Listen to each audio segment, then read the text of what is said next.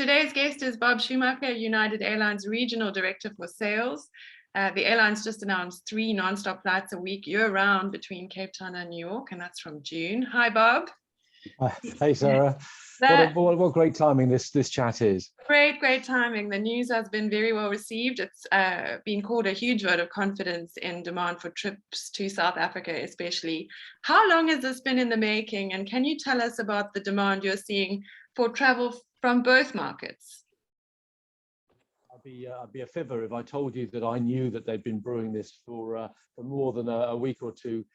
Clearly, this is something that we've been watching, the re-establishment of the seasonal service out of Cape Town over the last few weeks, and of course since pre-Christmas. But we know what was happening pre-Christmas in terms of COVID. But of course, things have stabilized now, and we know and we see it globally that once borders open, things take off again, that there is this much overused term, but absolutely right term, of pent-up demand. And that pent-up demand is there. And so they never turn the light off in network planning, and network planning have been watching this closely. And whilst Gudrun and I only find out later in the process, we are delighted, absolutely thrilled. And we saw it on the social media yesterday that we're coming back. Of course, there's this little interregnum, this period between the end of March when the seasonal service ends and us coming back on the 5th of June. But it's terrific, and we're here year round from that point onwards. Okay, excellent. What can you tell us about United's agreement with Airlink, expectations for business from Namibia and Zimbabwe, some of our neighboring markets? Well, it's a great new partnership, Sarah, because it gives us the greater reach across the continent of Southern Africa. And we come from the west-hand side, the west side of the world, if you will, with a terrific network which you can access over Newark. And some 70 non-stop destinations served if you're heading towards the US. And what Airlink brings us is also that connectivity beyond Joburg, beyond Cape Town, into Southern Africa. And that really allows us to increase our penetration across the continent. And so they're a great partner. Of course, we are in Star Alliance also, and we're watching the regeneration of South African Airways. But as Airlink grow, that's a great boon for hopefully both for them and for us. It works both ways, that we can feed beyond the point-to-point that transatlantic service operates. Okay, and what other markets in Africa does United have its eye on? And can you tell us a little bit about Accra and Lagos and how the connecting business is growing through those points as well? Yes, I think we've come out of this pandemic. In fact, we've come during the pandemic looking at the world differently and realizing the great potential that the continent of Africa has for United Airlines. And that's for business, that's for VFR traffic, visiting friends and relatives. That's of course for leisure as well. And of course, no better place to be showing that than with you in South Africa. But during the course of last year, we started service into Accra in Ghana and also into Lagos, Nigeria, which is part of us surveying the continent of Africa, which is certainly underserviced in our view with the United States. So that again is something that the network planners continue to cast their eyes over. The opportunities that come not only in terms of economic regeneration post-COVID, but also a continent that is relatively undiscovered and needs transatlantic service. And I'm sure they'll be coming out with more announcements in the future, but I'm not here to give any breaking news on that because I simply don't have it. Okay. So business class has traditionally paid a huge portion of airline costs. When you talk about Africa as sort of this undiscovered market, is there a case for newer aircraft models for business class? Tell us what you're seeing.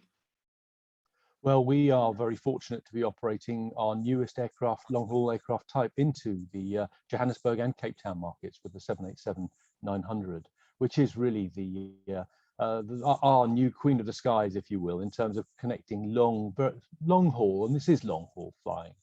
And what we've watched during the course of the COVID epidemic was that there was less corporate traffic. All of us know that, and all of us have witnessed that. What we are witnessing is the pendulum swinging the other way now, and we first typically pick that up in our domestic marketplace, where of course there is no hindrance to traveling from state to state, and we've watched the numbers grow quite significantly, and the return of corporate traffic in that marketplace. And as we've watched the barriers to entry into international markets fall, i.e. the testing requirements disappear, we've watched those markets regenerate very, very quickly. And that then brings corporate travel. I mean, corporate travel comes with some CSR, corporate social responsibility from the employer. It's clear that they don't want to send employees to places that the employee doesn't feel confident to go and visit, or feels concerned that they may be trapped in. And of course, as those barriers, as I said, come down, the corporate traveller starts to take to the road again. The corporate traveller, as we're picking up, is desperate to get back out there and to do those deals. And we're in the business of uniting people and connecting the world, and that's for the individual traveller, that's for the friend and family, that's for the leisure traveller, and of course it's for the corporate sector. And the corporate sector, as well as the high yielding and the leisure upper end leisure traveller, has been very keen on the bigger seats. So to answer the question directly, business class and our premium plus, as we call it, our premium economy product, have been very, very popular in both Johannesburg and the Cape Town markets. People like the extra space, particularly on long sectors such as those. Yeah, a little bit of extra comfort. What, in your opinion, is the future of the first class cabin? And that's not just for United Airlines, but across the world.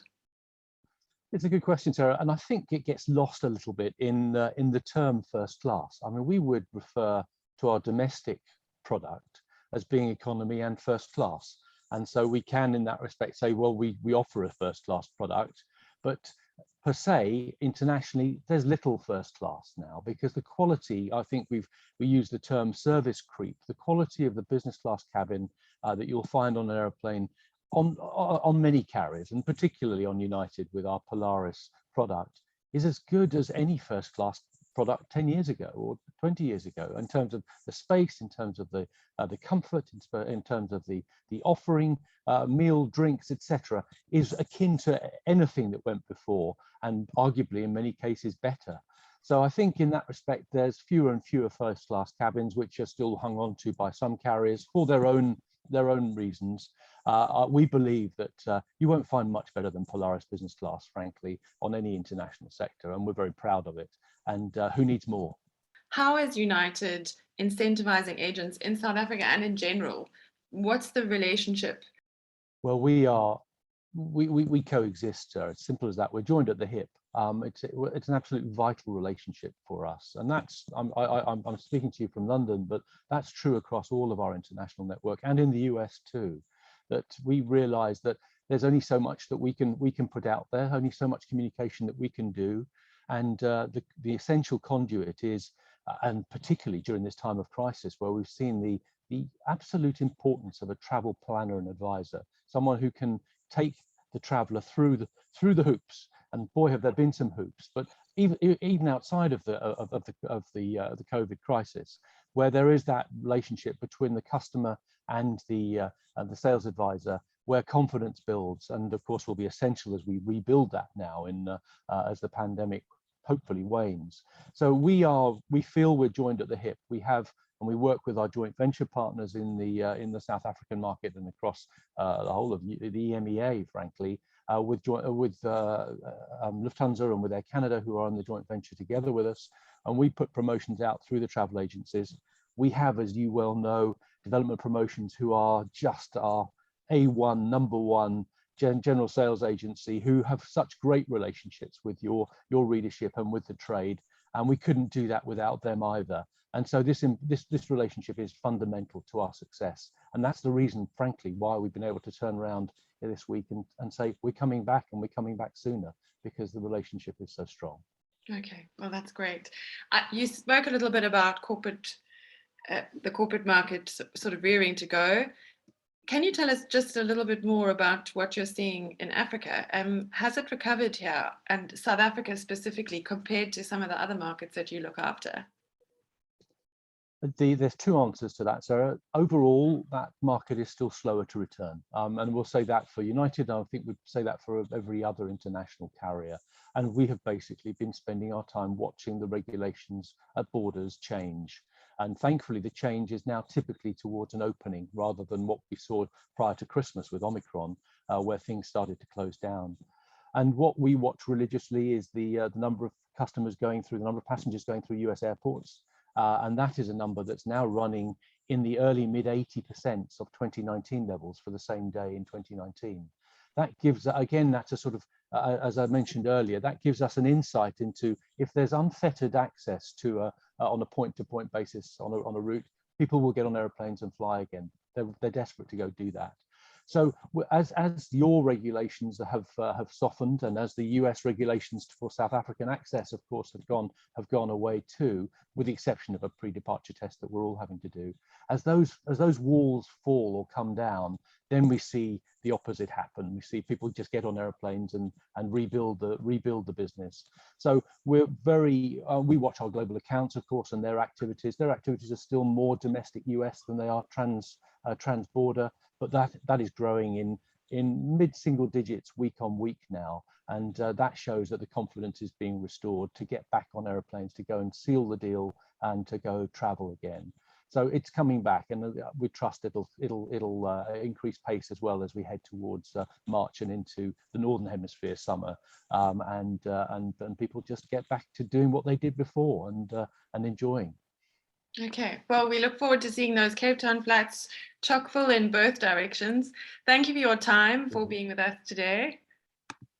My pleasure. Thank you for the support that you offer and that of your readership. It's as I said, we couldn't do it without you. It really works for both ways. Okay, great. Thanks, Bob. Take care. Right.